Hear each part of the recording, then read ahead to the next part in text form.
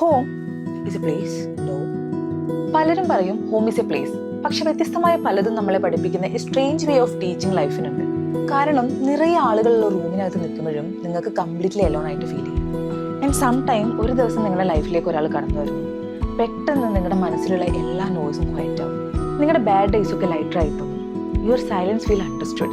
നിങ്ങളുടെ എല്ലാ ക്യാവോസും കാമായിട്ട് ഫീൽ ചെയ്യും. നിങ്ങൾ ഒരുപാട് ചിരിക്കാൻ തുടങ്ങും. You start breathing easier. Feeling safe in ways you never knew you needed. അപ്പോഴാണ് അത് സ്ലോലി നിങ്ങളെ ഹിറ്റ് ചെയ്യാൻ തുടങ്ങുന്നത്. ഹോം എന്നത് ഒരിക്കലും 4 ചുവരുകളോ ഒരു സിറ്റിയോ ഒന്നുമല്ല. ഹോം എന്നാൽ ആരാണോ നിങ്ങൾക്ക് ലോകം ലെസ് ഹെവി ആയിട്ട് ഫീൽ ചെയ്യിപ്പിക്കുന്നത് അയാളാണ്. ആരുടെ പ്രസൻസ് ആണ് നിങ്ങൾക്ക് പീസ്ഫുൾ ആയിട്ട് ഫീൽ ചെയ്യുന്നത് അയാളാണ്. The one who some feel like belonging. So ഇപ്പോൾ എന്നോട് ആരെങ്കിലും വെർ ഈസ് യുവർ ഹോം എന്ന് ചോദിച്ചാൽ I don't think of a place anymore. കാരണം home was never a place.